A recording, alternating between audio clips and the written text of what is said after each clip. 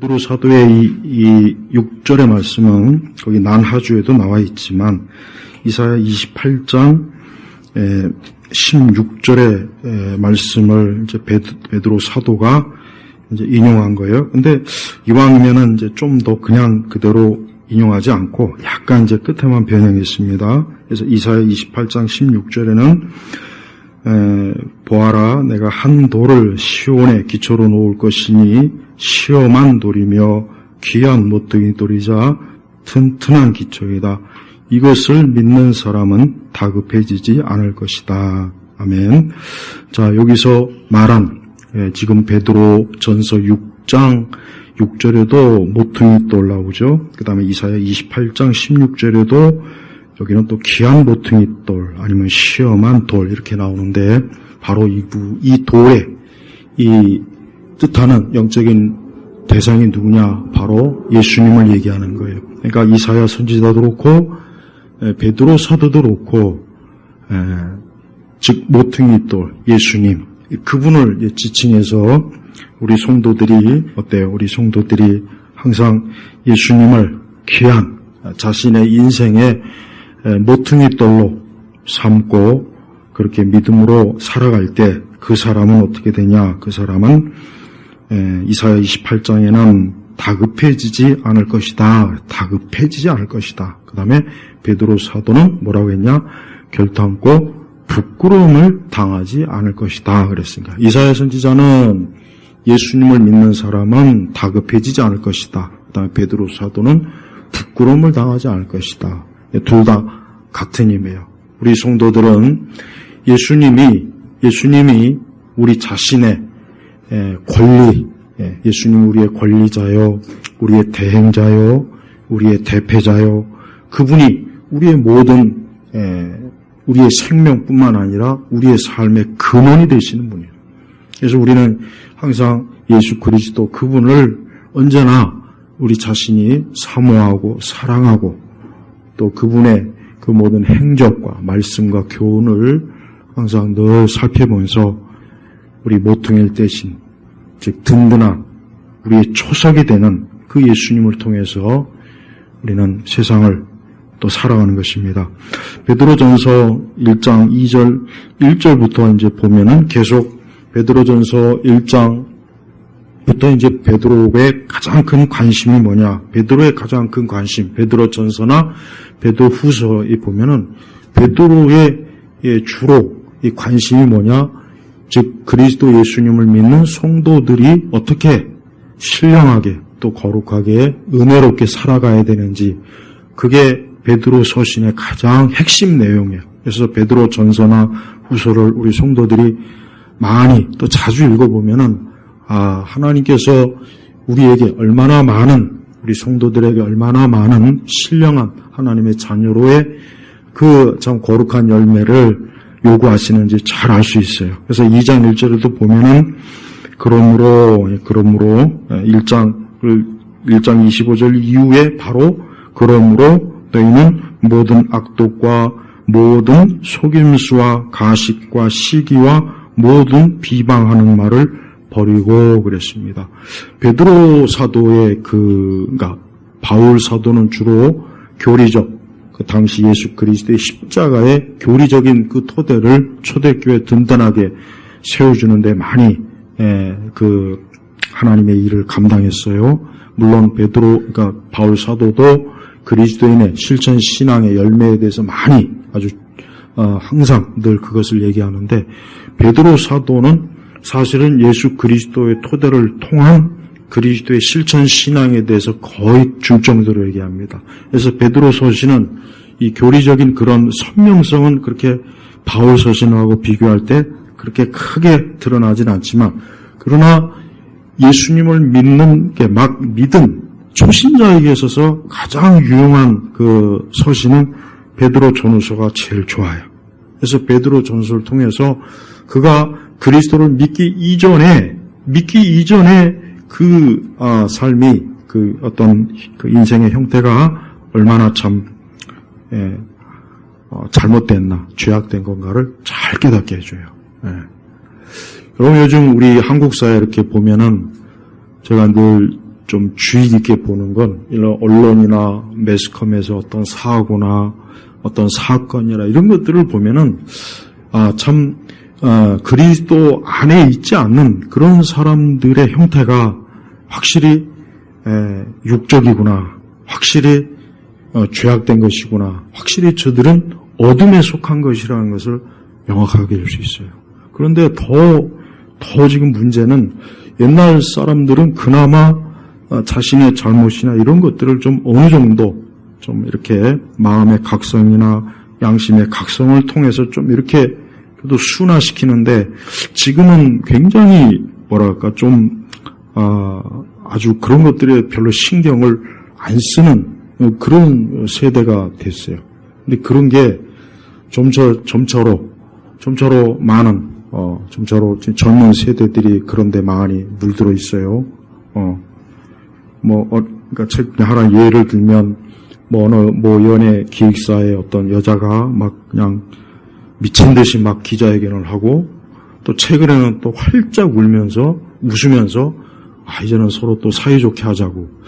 난 그걸 보면은 사업하는 사람도 참 힘들겠다. 정신병자들 데리고 사업을 한다는 게 얼마나 힘들까. 차라리 정신병원이면은 정신병 원장은 그래 저 사람들은 정신병자들이니까 이해를 하겠지만, 사업하는 사람들은 얼마나 그 직원들 다루기가 힘들까. 특히 젊은 세대들 다루기 얼마나 힘들까. 그런 생각이 들어요. 실컷 똥 싸놓고 난장판 치워놓고 우리 다 함께 같이 치우자. 이 꼴밖에 안 되는 거 아니에요. 또 물론 아직 정확하게 드러난 것은 없지만은 자기 마음에 안 든다고 해서 꿈과 같은 그런 직장 생활을 꿈꿨는데 들어보니까 이게 아마 아닌가 봐 하니 그런 생각이 좀 들으니까 나중에 좀 굉장히 심하게 디스해가지고 막 사회적으로 이런 짓은 하면 안 돼요. 그리스도인은 절대 뒤끝이 있으면 안 됩니다. 그리스도인은 모든 면에서 오늘 2장 1절에 뭐라 했습니까? 그러므로 너희는 모든 악독과 모든 속임수와 가식과 시기와 모든 비방하는 말을 버리고 그랬습니다. 이게 뭡니까? 옛 사람에 속하는 그런 성향이에요. 특히 11절에 보면은 뭐라 했습니까? 사랑하는 자들아, 나는 외국인과 나그네 같은 너희에게 영혼을 대적하여 싸우는 육체의 정욕을 제어하라고 권한다. 여기서 말하는 육체의 정욕이라는 게 뭐냐면은 바로 2장 1절을 얘기하는 거예요. 우리는 육체의 정욕이라는 게 그냥 어떤 술을 먹고 그걸 혹시 생각할 수 있지만 그것보다 훨씬 더 광범위하고 훨씬 깊어요. 그래서 악독, 속임수, 가식, 시기, 모든 비방하는 말. 이게 자체가 뭐냐? 이게 자체가 바로 육체의 정욕이에요. 그러니까 우리 성도들도 믿음 이후에 우리가 절대 완전하거나 완전해질 수가 없어요. 그래서 베드로 사도가 육체의 정욕을 제어라는 게 뭡니까? 조정하라는 거예요. 그러니까 쉽게 얘기하면 내 육신의 심령, 내 마음, 내 상태를 항상 하나님 편으로, 말씀의 편으로 늘 조정하라는 거예요. 마치 말을 타고 가는 사람이 그 말을 잘 제어해야 말이 정상적으로 잘 가죠. 또 자동차 운전할 때도 마찬가지고 뭐든지 마찬가지. 그러니까 그리스도인들은 저절로 알아서 해주는 게 아니에요. 저절로 알아서 어떻게 해주겠지. 하나님의 음성이 들려서 알아서 이쪽 길로 가라, 저쪽 길로 가라, 이렇게 하라, 저렇게 하라. 그런 생각을 품지 말아야 돼요. 그건 있을 수 없는 일이고 그건 좋은 것도 아니에요. 설령. 그거는 하나님께서 우리를 성숙하게 우리를 믿음의 성인으로 다루지 않는다는 뜻이란 말이에요. 우리는 오히려 우리 자신이 항상 내가 내 스스로 말씀을 통해서 내가 항상 하나님 뜻에 맞게 늘 조정하고 수정하고 변화하고 개혁하고 이렇게 하라는 거예요. 제어하라는 거예요. 그러니까 베드로 사도는 절대 우리 그리스도인이 쉽게 자동적으로 하나님을 믿고 신앙생활을 할 수 있는 게 아니라는 것을 지금 드러낸 거예요. 그리고 우리는 쉴 새 없이 뭐라 했습니까? 나는 외국인과 나그네 같은 너희에게. 그러니까 베드로는 본인 자신도 그렇지만 우리 성도들에게 너희는 외국인이다. 나그네다. 여러분, 외국인과 나그네는 일시적이에요, 일시적. 여러분, 외국인과 나그네는 그 삶이 편안할 수가 없어요. 여러분, 우리가 예를 어떤 나라에 여행을 갔어요. 거기서 살면 좋겠죠. 천만에요. 거기서 살면 이제 그때부터는 생활이 되는 거예요. 그때부터는 삶이 되는 거예요. 여행하고 삶은 다른 거예요. 여행은 그냥 며칠 있다가 좋은 것만 누리다가 오지만 삶은 이제 모든 힘든 걸 다 겪어야 되는 거예요.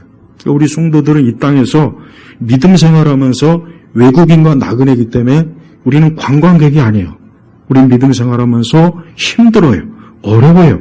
많은 환난도 부딪혀야 되고 이것도 저것도 한두 가지가 아니에요. 그러나 감사한 건 우리는 외국인과 나그네이기 때문에 영원하지 않다는 것.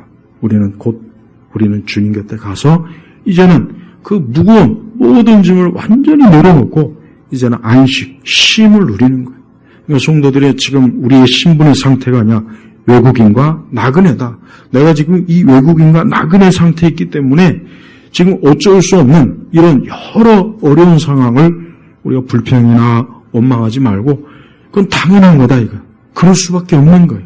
그럴 수밖에 없는 거니까 이걸 우리가 믿음 안에서 잘 제어하고 또 믿음 안에서 하나님 합당하신 그런 삶으로 가는 거예요. 그래서 2절에 보니까 갓난 아이들처럼 그럼 우리가 어떻게 해야 되느냐? 갓난 아이들처럼 영적이고 순전한 젖을 사모하여라. 그래 사모하여라. 네. 제가 우리 아들을 어릴 때 키워보니까 오늘날 젖병을 이렇게 주니까 그걸 빼앗더라고. 이렇게 확 빼앗아요. 지금도 난 그게 기억에 생생해요. 그걸 확 빼앗고 입으로 확 갖다 대면서 막 먹더라고. 그게 아직도 기억에 생생해요. 참. 그러니까 바로 이거예요. 우리 성도들은 항상 어때요? 영적이고 순전한 젖을 사모하여라. 여기서 그런 말하는 이 젖은 뭘 말하겠습니까? 하나님의 말씀이에요.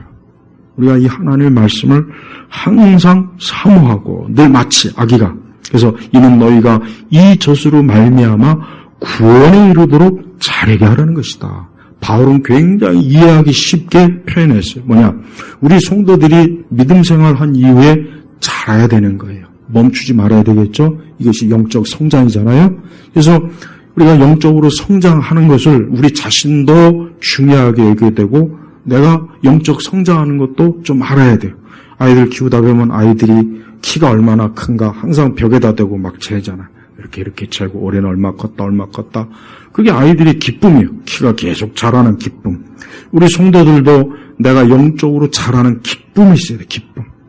우리는 다른 기쁨보다 내가 영적으로 자라는구나. 내가 이전부터 더 하나님 앞에 합당한 성도, 그리스도인, 믿는 자가 되고 있구나라는 것으로 자꾸 어때요? 그거를 측정하고 재면서 자라가는 거예요. 그러니까 베드로는 우리가 아까 1절에 얘기했지만 이런 악독이나 속임수나 가식과 시기 모든 비방하는 말을 버리고라고 했지만은 이게 한 번에 버려지지가 않아요. 한 번에 버려지면 얼마나 좋겠어요. 한 번에 버려지는 것이 아니라 우리가 계속 이 버리는 이 행위가 어때요? 지속되는 거예요. 계속 지속되는 거예요. 그 대신 우리는 이런 걸 버리면서 무엇을 섭취해야 되느냐? 하나님의 말씀. 그걸 계속 섭취해가지고 어때요? 구원에 이르도록 구원받은 자가 어때요? 계속해서 믿음으로 장성한 자가 되라는 거예요. 장성한 자가. 그래서 성장하는 거예요. 그래서 우리 성도들은 구원받은 이후에 영적으로 자꾸 성장해야 돼. 근데 그 성장이라는 게 뭡니까? 그 성장이라는 것은 바로 우리 자신이 그리스도 예수 안에서 이제 그분을 계속 흠모하고 그분을 사랑하고 그분 안에서 우리의 모든 삶이 뿌리를 내지는 거예요. 3절에 보니까 너희가 주님의 인자하심을 맛보았으면 그리하여라. 자, 주님의 인자하심. 우리 주님은 인자하시잖아요. 우리 주님의 그 인자하심이라는 거 뭡니까? 우리의 모든 허물과 죄와 부족함과 설령 우리가 2장 1절과 같은 이러한 것들이 우리에게 있어도 우리 주님은 인자하시기 때문에 그러한 우리를 긍휼히 보시는 거예요. 불쌍히 보는 거예요. 아유, 아직 덜 자랐구나. 아직 덜 네가 더 많이 커야 되겠구나. 우리 주님은 인자하셔. 사실 우리는 하나님의 인자하심을 조금만 생각해도 알 수 있어요. 하나님께서 얼마나 나에게 많은 인자하심을 베푸시는가. 그분이 나에게 이러한 인자하심을 베풀지 않았다면 아유 내가 얼마나 나의 죄로 호되게 내가 참 고생이나 고통을 맛보지 않았을까 한번 생각해보면 다 알 수 있어요. 그래서 우리는 주님의 인자하심을 맛보았으면 그래요. 항상 우리 주님은 인자하세요. 우리 주님은 하나님의 자녀들에게 늘 인자하신 분이에요. 그래서 우리 주님은 절대 사납거나 냉혹하거나 냉정한 게 없어요. 예수님은 그런 게 없어요. 예수님은 절대 그런 게 없습니다. 그래서 예수님이 그래서 좋은 거예요. 우리 주님은 모든 면에서 인자하시니까 우리 성도들이 항상 그 인자하신 주님 앞에 늘 가까이 오는 것을 두려워하지 마요. 겁을 내지 말고 항상 편안한 마음으로 주님 앞에 왔을 때 주님은 우리를 인자하게 다루셔요. 우리를 부드럽게 다루신다네요. 부드럽게. 우리를 냉혹하게, 냉정하게, 사납게 다루질 않아요. 이번에 여러분 그 훈련 그 부대에서 그냥 참 그 병사가 이렇게 뭐 얼차려 받다가 이렇게 참 그만 안타깝게 생을 참 마감했어요. 얼마나 참 안타까운지 몰라. 이제 갓 들어갔는데. 그리고 뭐 뉴스에 보니까 뭐 훈련소에서 뭐 떠들어가지고 막 했다는데, 우리 제 때는 뭐 그 정도는 거는 얼차려도 아니어서 솔직히 하기로, 저 때는 뭐 그거는. 근데 요즘 아이들 생각하면은 좀 이렇게 너무 지나치지 않은가. 또 여자 중대장이라며요. 우리 아들이 그러더라고요.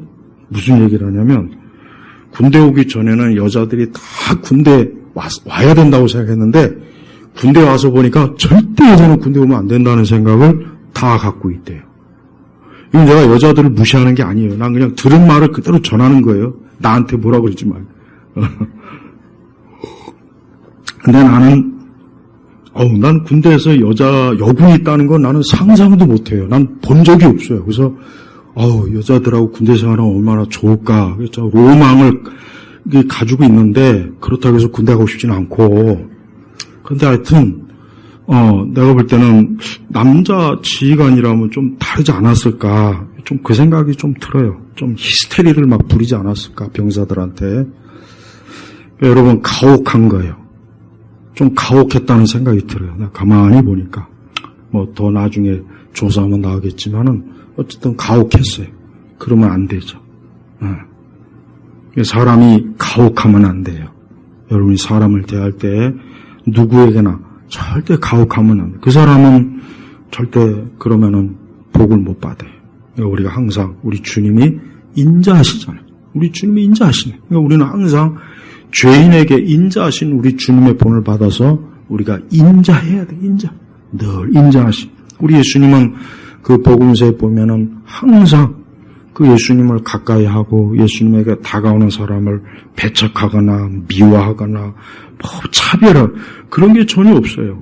그러니까 우리 예수님이 얼마나 사랑이 많으시고 얼마나 그분이 참 그러니까 우리는 다른 건 통해서는 위로를 못 받아도 예수님이 이렇게 인자하시구나. 사람들이 나를 배척하고 사람들이 나를 뭐라고 해도 예수님만큼은 나한테 그럴 뿐은 아니다라는 건 우리는 알 수 있어요. 그러니까 우리 성도들은 항상 늘 예수님에게 가서 그분의 인자하심을 구하고 그분의 인자하심 속에 평안을 누리고 그 인자하심 속에 위로도 받고 그렇게 하면 돼요. 그러면서 4절에 근데 그 인자하신 예수님이 버림받아요. 그분은 또 사람들에게 인자하심을 베푼 분이 정작 그 사람들에게는 버림받았어요. 잔혹하게 버림받았어요. 그래서 십자가에서 모질게 고통받고 온갖 부끄러움과 그것을 다 받으셨잖아요. 하지만 하나님께서는 택하심을 입은 보배로운 산돌이신 예수께 나아가 너희도 산돌같이 영적인 집으로 세워지고 그러니까 우리 그리스도인은 예수님 믿는 그 순간 완성되는 게 아니라 지어져 가는 거예요. 계속 지어져 가는 거예요. 구원에 이르도록 영적으로 장성해요. 그 다음에 우리의 믿음의 집, 우리의 영적인 집이 계속 좋은 집으로 자꾸 세워지는 거예요. 그러니까 완성된 게 아니라고요. 그러니까 많은 그리스도인들이 서로 이해를 못하는 것 같아요. 왜 저 사람은 왜 저래? 왜 저 모양이야? 아직 안 지어졌으니까. 아직 완성이 안 됐으니까 그런 거예요. 집이라는 게 다 짓고 나야 참 집을 잘 졌다, 보기 좋다. 그러나 집을 지은 과정은 뭐가 보기가 안 좋잖아요. 아직 뭐 철골도 있고 못도 있고 그러니까 그리스도인은 계속해서 영적으로 지어져 가는 거예요. 그러니까 그 과정을 평생도록 계속 하는 거예요. 그러니까 여러분은 믿음에 자라도록 그 신령한 첫 말씀을 부지런히 먹고, 그리고 또 여러분의 그 영적인 집, 믿음의 집을 계속해서 좋은 모양으로 자꾸 지어져요. 그 다른 사람보다 훨씬 더 좋은 집을 지으세요. 우리는 좋은 집을 원하잖아요. 근데 왜 우리의 믿음의 집은 왜 보기 흉하거나 남보다 못하게 하면 안 되지 않습니까? 그러니까 내 영적인 집을 훨씬 좋은 집으로 내가 짓자. 다른 사람보다 훨씬 더 좋은 집으로 짓자. 그런 마음을 품어야 돼요. 그러면서 5절에 계속해서 예수 그리스도로 말미암아 하나님께서는 기쁘게 받으실 영적인 제사를 드리는 거룩한 제사장이 되어라. 그러니까 너희도. 우리 성도들이 아까 그 9절에 보면은 그러나 너희는 택하심을 받은 족속이고, 자, 택하심을 받은 족속. 이제 유대인만 택함 받은 게 아니라 이제 신약교회 와서는 하나님의 자녀, 그리스도를 통해 하나님의 자녀는 다 택함 받은 자인 거예요. 이 사람이 어떤 종족이든, 심지어 애굽 사람이든, 바벨론 사람이든, 그리스 사람이든, 로마 사람이든, 이제 인종과 국정에 상관없어요. 그냥 다 택하심 받은 족속. 그 다음에 또 뭡니까? 왕 같은 제사장들이고, 왕 같은 제사장. 그러니까 우리는 이제 신약교회는 더 이상 구약의 율법의 제사장이나 레위지파가 필요가 없어요. 왜? 이미 제사장 되신 예수님. 우리 예수님의 그 삼중직, 왕, 대제사장, 그 다음에 선지자. 우리 예수님의 3대 직분. 이 3대 직분이란 말이에요. 예수님이 그 직분을 가지고 오셨기 때문에 구약에 있는 모든 이제 제사는 다 폐지가 된 거예요. 그리고 믿는 우리가 이제는 어때요? 바로 그리스도로 인해서 우리는 영적으로 아브라함의 혈통이에요. 그 택함 받은 족속이고 왕 같은 제사장들이에요. 우리는 더 이상 이제 사제가 필요 없어요. 우리는 우리를 중보해 줄 분 자체가 예수님이니까 예수님을 통해서 우리는 하나님 앞에 나아갈 수가 있는 거예요. 그러니까 우리 믿음을 위해서 별도의 제사장을 세울 필요가 없어요. 사제가 필요 없는 거예요. 그러니까 천주교의 사제나 이런 것들이 왜 잘못됐냐. 그들은 그리스도의 사제 자리를 찬탈한 거예요. 찬탈. 그리스도의 사제 자리를 찬탈해서 자기네들이 하나님과 우리 사이에 사제, 중보 역할을 하기 때문에 그래서 천주교는 그것은 문제가 있는 거예요. 그러니까 천주교의 사제 직은 절대 기독교적이지 못하다는 걸 반드시 여러분 알아야 돼요. 어떤 일이 있어도 우리 자신이 제사장, 내가 주님 앞에, 하나님 앞에 바로 나갈 수 있어요. 왜? 예수님이 심지어 나의 제물이 되주셨어요. 그래서 여기 위에도 나오잖아요. 응? 그분이 거룩한 영적 제사를. 그 다음에 또 뭐라고 했습니까? 그 다음에 또, 그 다음에 그분의 소유된 백성이 하나님의 소유예요. 이제 우리는 하나님의 것이. 그러니까 성도는 하나님의 것이기 때문에 하늘에 속한 하나님의 백성, 천국 백성, 하나님의 백성으로 그렇게 우리는 이제 딱 자격을 우리에게 하나님이 주신 거라면. 그래서 그 이유가 뭐냐? 이는 너희를 어두운 데서, 그러니까 죄악 가운데서, 멸망 가운데서, 사망 가운데서, 이 세상의 악한 가운데서, 어때요?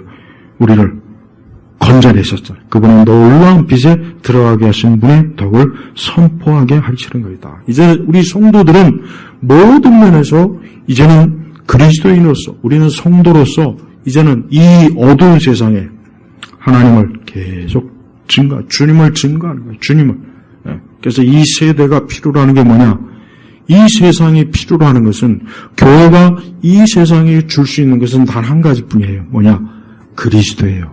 생명의 빛이에요.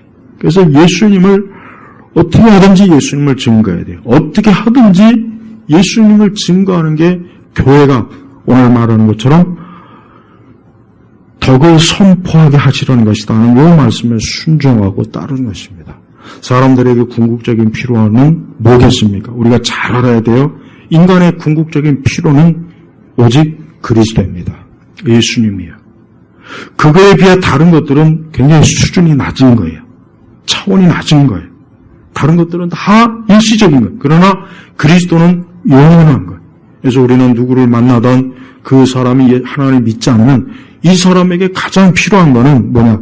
주식도 아니고 비트코인도 아니고 직장도 아니고 결혼도 아니고 예수님이다 하는 것을 우리 자신이 먼저 정말 알고 있어야 돼요. 그래야 그 사람한테 가장 필요한 것을 얘기하고 알려줄 수가 있어요. 교회가 이 사실을 놓치면 그때부터는 이제 교회는 그 빛을 증거할 수 있는 힘을 잃어버려요. 힘을 잃어버려요. 그러니까 교회는 세상을 위한다 하고 놓고 교회가 세상을 위하는 게 뭡니까? 교회가 세상을 위하는 게 뭐겠어요? 이 세상 자체가 어둠인데 그 어둠 속에서 빛을 밝히는 게 교회가 해야 될 일이지 교회가 이 세상이 할 수 있는 걸 교회가 굳이 할 필요가 뭐가 있냐고요. 할 필요가 없어요. 굳이 이 세상이 얼마든지 할 수 있는 거를 교회가 굳이 뭐 하려고 줍니까? 할 이유도 없고 오직 우리는 예수님.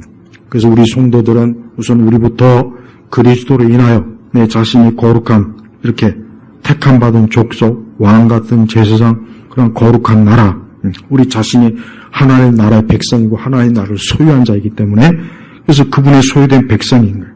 그래서 10절에 너희가 전에는 백성이 아니었으나 그렇죠. 너희가 전에는 우리는 어디에 속한 자입니까? 마귀에게 속한 자입니다. 사단에게 속한 자예요. 우리의 그 본래, 우리의 본적, 우리의 본래의 우리의 뿌리는 사망의 영토예요. 사망의 죽음의 영토라고. 우리는 거기 있었어요. 근데 거기는 거기는 우리를 이제 하나님, 이제는 하나님의 백성이며 전에는 궁유를 얻지 못하였으나 이제는 궁유를 얻은 자이다. 여기서 말하는 궁유는 뭐냐? 하나님께서 우리를 불쌍히 여겨서 우리를 하나님의 자녀로 이제 입양시켜 준 거야, 입양. 이제 너는 내 자녀다. 내 백성이다. 내 소유다. 이제 내가 너에게 내 모든 걸 너에게 유업으로 주겠다. 이게 바로 궁율이라고, 궁율. 우리 성도들이 알아야 될 것은 하나님의 인자하심을 항상 우리가 염두에 둬야 되고 두 번째는 바로 궁율이에요, 궁율. 내가 하나님께 궁율을 얻었구나. 내가 만약에 하나님의 궁율을 얻지 못했으면 나는 지금 어떻게 됐을까? 어떻게 되겠습니까? 나는 여전히 어때요? 이 세상에서, 이 땅에서, 여기에 있다가 그냥 멸망의 길로 그냥 순차적으로 그냥 빠져 들어가는 거예요. 사람들이 이걸 정말 중요하게 여길 줄 안다면 얼마나 좋겠습니까? 그러나 사람들은 이걸 몰라요. 왜? 저들이 하나님께 택함받고 부르심을 받기 전까지는 자기의 본래의 모습을 사람이 못 봅니다. 이게 큰 문제. 그러니까 이걸 좀 깨닫게 하는 게 이게 힘들어요. 이게 힘들어요. 너의 지금 본래의 상태는 죽음의 자리에 있다. 사망의 자리에 있다.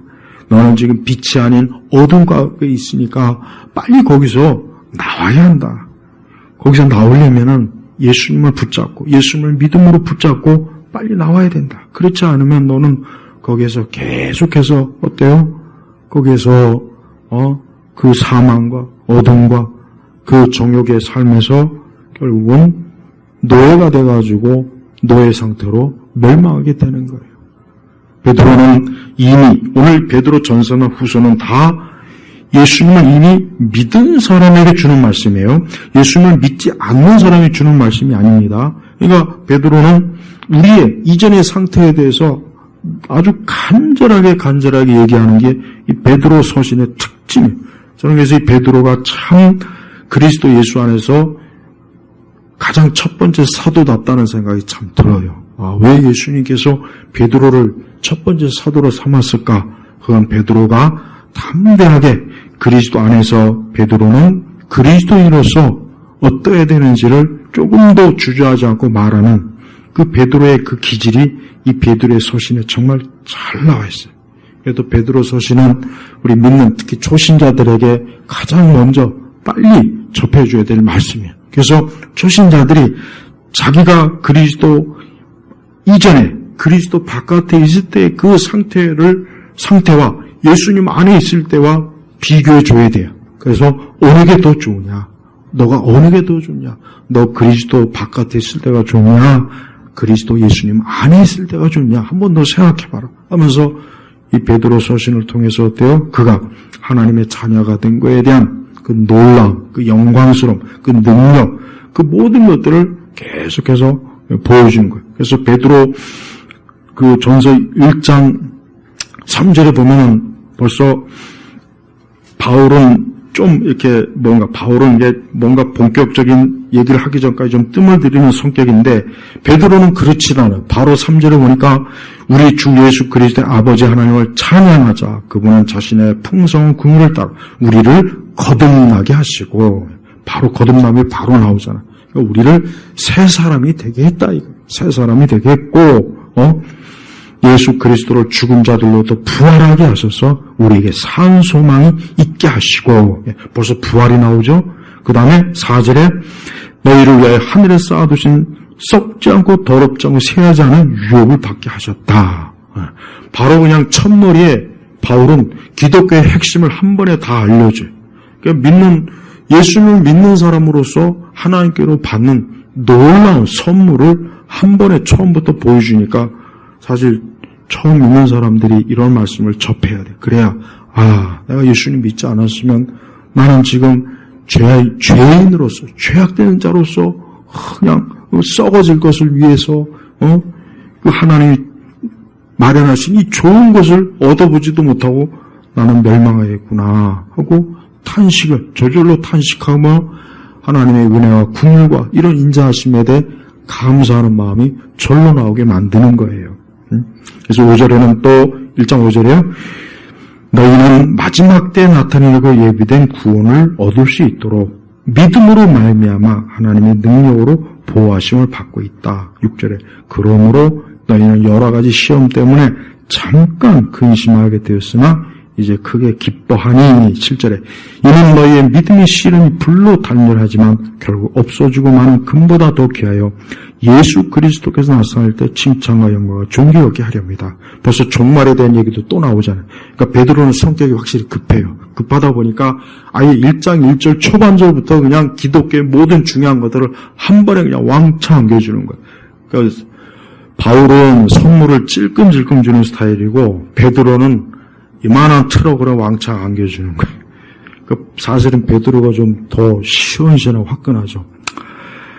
우리 성도들이 잠깐 그 근심, 그러니까 우리가 하나님 믿는다고 해서, 지금 내가 하나님 믿는다고 해서 모든 게 다 막 형통해지고 갑자기 모든 게 좋아지고 또 모든 게 갑자기 안 되던 게 되고 그러지는 않고, 그러나 우리가 믿는다고 했지만 근심이 있고 염려도 있고 시련도 있다 이거예요.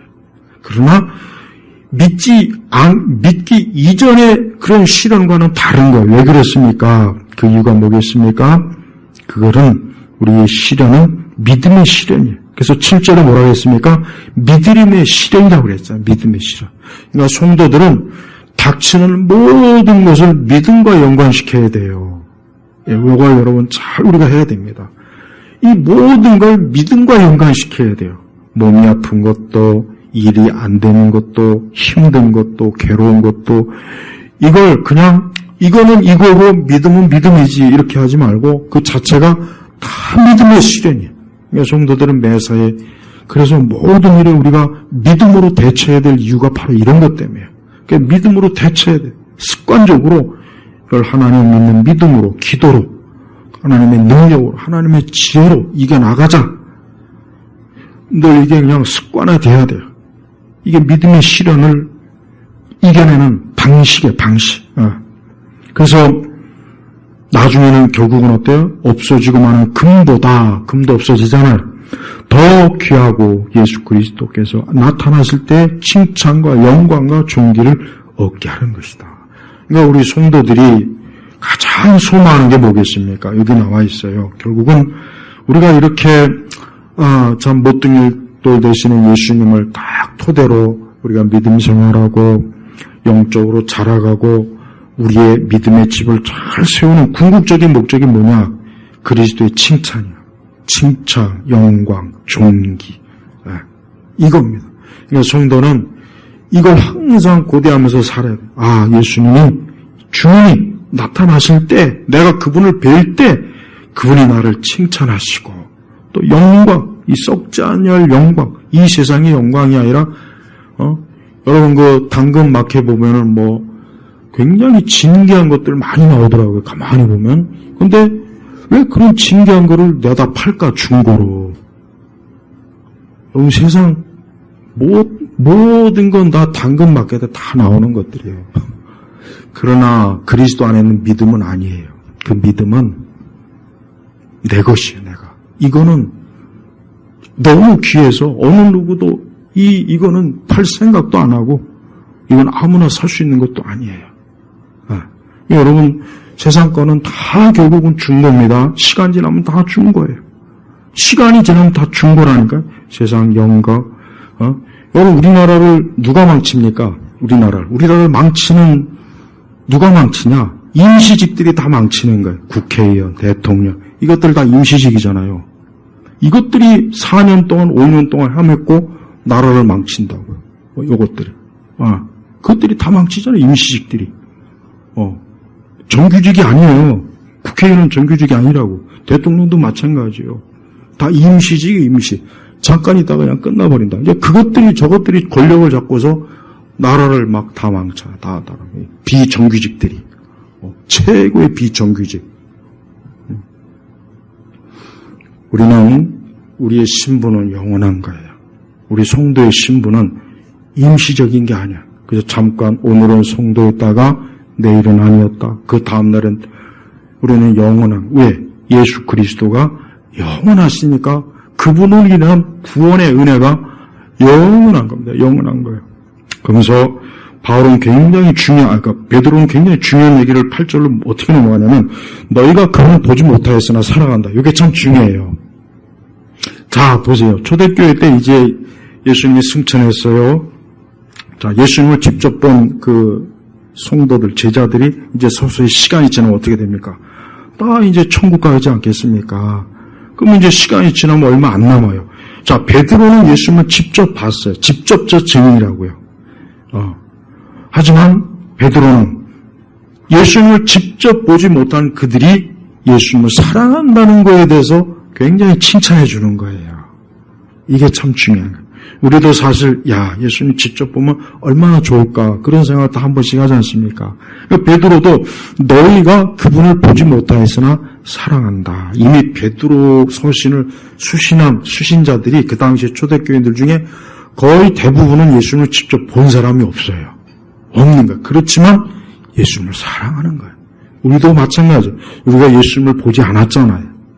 예수님 보지 않았습니다. 그러나 우리 역시 예수님을 사랑해야 돼요.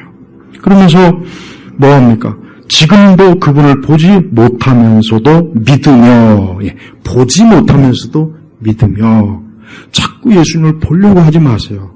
자꾸 좀 환상이라도 좀 볼까, 좀 꿈에라도 볼까, 그거 봐서 뭐 하려고 그래, 그거 봐가지고. 내가 최근에 발견한 것 중에 하나가, 불신자들은 꼭 살면서 몇 번 귀신을 꼭 만나더라고요. 가만히 보니까, 불신자들은. 근데 진짜 예수님 믿는 사람 안 만납니다. 그러니까 우리 성도들은 귀신 무서워할 필요는 절대 없어요. 근데 안 믿는 사람은 꼭 만나요, 보면. 웬만하면 꼭 한 번씩은 만나는 것 같아요, 가만히 보면. 그 당연하지. 성령이 내주하지 않으니까, 귀신도 자기하고 동정인 줄 알고, 같은 종자인 줄 알고, 서로 반가워서 가끔가다 얼굴 비춰주는 거예요. 그걸 또 깜짝 놀래가지고 내가 막 귀신을 봤다고. 같은 종류인데 뭐 서로 보고 살지 뭘 그렇게, 보고 싶지 않으면 예수님 믿던지. 우리 성도들은 그리스도 안에 있는 사람이에요. 그래서 우리 그리스도 안에 있는 사람이기 때문에 항상 성령께서 우리를 보호하십니다. 그러나 믿지 않는 사람은 무방비 상태입니다. 요건 꼭 알고 있었으면 좋겠어요. 믿지 않는 사람은 영적으로 그 사람들은 하나님의 보호를 받지 못하는 사람이에요. 결국 그 사람들은 마귀와 귀신과 악한 영들에 굉장히 취약합니다. 언제 어떤 식으로 그들에게 해를 당할지 진짜 몰라요. 그건 사실이라고. 그러니까 이 세상 지혜도 뭐 그거로부터 보호를 받으려고 부적을 차고 뭐 여러 뭐 의식을 하는 이유가 다 이유가 있어요. 근데 그거는 그냥 잠깐 효력이 있지 시간 지나면 없습니다. 그러니까 어릴 때부터 이 교회를 다니는 사람들은 절대 귀신에게 시달릴 일 절대 없어요. 평생. 그러나 믿지 않는 사람은 꼭 평생 살면서 몇 번 시달릴 일이 꼭 있습니다. 꼭 있어요. 이건 분명히 사실이에요. 그러니까 우리 성도들이 우리가 하나님의 영 안에 그리스도의 은혜, 사랑, 그분의 그 이러한 참 보호하심이 있다는 게 얼마나 큰 진짜 놀라운 것인지를 우리는 꼭 알고 살아야 돼요. 그러면서 말할 수 없는 영광스러운 기쁨으로 즐거워하니. 자, 초대교회 성도들이 우리보다 훨씬 더 좋은 월등한 면이 있어요. 먼저 보지 못했지만 사랑하는 거. 그 다음에 그분을 지금도 보지 못했지만 믿는 거. 세 번째는 뭡니까? 기뻐하는 거예요. 우리에게 이 세 가지가 있습니까? 우리에게 세 가지가 있어야 돼요. 그분에 대한 사랑, 예수님에 대한 믿음, 또 거기서가 아니라 더 한 단계 기쁨이야, 기쁨. 사실 우리에게 사실 우리 세대의 그리스도인들에게 제일 부족한 게 기쁨 아니겠습니까? 기쁨. 기쁨이 제일 부족해요. 뭔가 하나님 믿는 믿음으로 막 기뻐하는 거, 막 좋아서 괜히 막 좋아하는 거 있잖아요. 막 기뻐하는 거, 괜히 그런 기쁨이 사실 너무 부족합니다. 이거는 잘못된 거예요. 우리가 이 부분에 있어서 하나님 앞에 우리도 오늘 말씀처럼 이런 기쁨, 이런 좀 기쁨, 영광스러운 기쁨으로 즐거워하는 그 마음, 그 심령을 주님이 좀 주세요 하고 정말 우리가 기도해야 돼요. 우리 성도들이 어떤 기쁨으로 세상을 살겠어요? 이런 세상의 육신의 사람은 육신의 정욕의 기쁨으로 삽니다. 세상 사람들은 다른 기쁨이 없어요. 그냥 육신의 정욕의 기쁨. 그냥 놀고 먹고 마시고 즐거워하고 뭐 그런 거 있지 않습니까? 그게 즐거움이에요. 그들은 그것으로 웃고 그것으로 막 즐거워해요. 그러나 성도들은 그게 아니죠. 우리는 영광스러운 주님으로 인한 즐거운 기쁨이에요. 그래서 9절에는 이는 너희가 믿음에 결국 곧 영원의 구원을 받기 때문이다. 영원의 구원을 받는 거예요. 구원받지 못한 사람은 정말 그것만큼 큰 저주가 없어요. 구원받지 못한 사람은 그것 자체가 너무 캄캄한 거예요. 그 사람은 진짜 매일 매 순간 벌벌 떨어야 돼요. 그의 생명을 거둬갈 때 그는 영원한 어둠 속에 흑암 속에 묻힐 거라고. 더 이상 이런 밝은 햇빛을 못 봐요. 더 이상 저런 푸른 나무를 못 봐요. 더 이상 사람을 보고 같이 즐거워할 수 없어요. 그걸 좋습니까? 근데 사람들은 그러한 엄청난 상태를 앞에다 두고 있으면서도 그 한 치 앞도 못 보고 이 세상을 그냥 사랑하고 세상을 그냥 막 애타하고 막 세상의 즐거움과 기쁨에 완전히 취해가지고 거기에 사는 거예요. 이 세대 아들들, 세상의 아들과 딸들, 육의 아들과 딸들이 가는 길은 결국 똑같아요. 어쩔 수가 없어요. 그들의 가는 길은 결국 넓은 길이에요. 지금 잠깐은 그들의 그 삶이나 환경이 뭔가 화려하고 반짝반짝거리고 밝고 신나고 그러겠지만은 시간이 지나면 다 그게 이제 사라져 버리는 거예요. 사라져 버리는 거예요. 애굽의 파라오들이 왕의 자리에 올랐으면 제일 먼저 하는 게 뭡니까? 죽을 준비부터 해요. 그래서 죽을 준비부터 한다고. 그래서 자기가 죽을 준비를 하는, 그걸 하여튼 수십 년 동안 하는 거예요. 수십 년 동안. 어떤 살아있을 동안. 왜? 죽어서도 왕의 통치의 자리에 앉기 위해서. 하지만 여러분 지금 미이라를 이렇게 보면은, 미이라 여러분 직접 보셨습니까? 저는 그 전시회 때 가서 보니까, 아무리 그 엄청난 권력, 황금관을 쓰고 있어도, 미이라예요, 미이라. 썩어 빠진 시체가 건조해가지고 보기 흉측하고 그게 무슨 영광입니까? 그러니까 세상 영광이 다 그렇게 된다니까요. 세상 영광이 다 그렇게 되는 거야. 건조해갖고 말라 비틀어진 이 시신. 그게 세상 영광이라고요. 그러니까 애굽은 그것으로서 자기 이 현세의 영광을 내세까지 가지고 가려고 한 거예요. 그 애굽의 신화를 가만히 보면 그래요. 그러나 기독교는 뭡니까? 진짜 부활하는 거예요. 그래서 영혼의 구원이에요.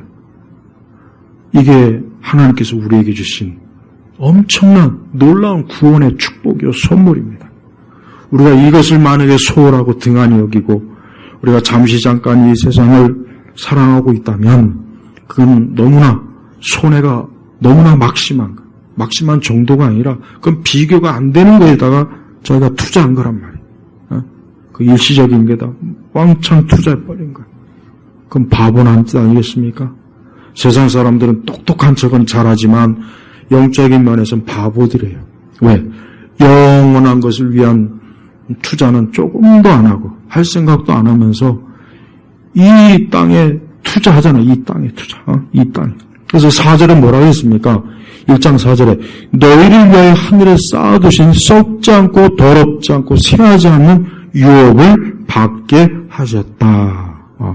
우리의 것은 썩지 않아요.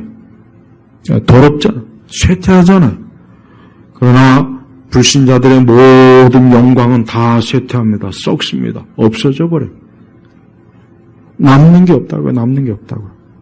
10년, 20년, 30년 전에 권력이 지금도 남아 있습니까? 몇백 년 전에 권력이 지금도 나가 있냐고요. 없어요. 없어.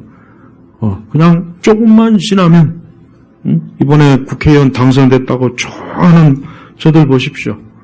저 임시직들. 좀 한 4년 지나면 끝나요. 3년 지나면 끝나는 거예요. 또 그때부터는 또 기어 나와야 되니까 또 이제 뭐 선거 운동한다고 막 맨날 나와가지고.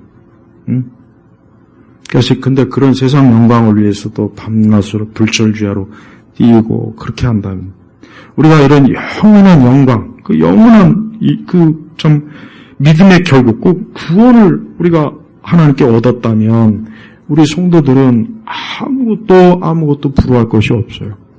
이 세상의 잠깐의 고생이나 시련이나 염려를 그저 잠깐으로 알고 잠깐이니까 우리는 영원한 그 영광, 주님을 곧 이제 만나고 그분과 대면하면서 그분과 함께하는 그 기쁨을 그냥 지금도 누리면서 우리가 살아가야 되는 거예요. 우리 신약교회 성도들은 사실 구약교회 성도들보다 훨씬 더 많은 축복을 받았어요. 더 많은 축복을 받았고 더 많은 계시의 빛을 받았고 더 많은 것들을 명확하게 봤는데 우리가 구약의 성도들보다 못하다면 안 되죠. 또 베드로 시대 그 성도들보다 훨씬 더 우리는 어때요? 주님의 오심이 가깝습니다. 우리는 그러니까 더 좋은 거예요. 얼마나 좋습니까? 그렇지 않겠습니까? 우리 생전에 주님이 오신다면 얼마나 좋겠어요. 죽음도 보지 않고 그럴 수 있다면 얼마나 좋겠어요. 우리 성도들이 오늘도 이 거룩한 귀한 말씀, 이러한 이 신령한 젖, 순전한 젖 이것을 사모하고 또 한 주간에도 그분 안에서 자라가고 여러분의 영적인 집이 잘 세워지길 주의 이름으로 축복합니다. 하나님 아버지 감사합니다. 오늘 이 시간에도 우리를 향하신 하나님의 귀한 이 순전한 말씀, 이 순전한 영적인 젖을 우리 성도들이 풍성하게 먹고 마시게 하소서.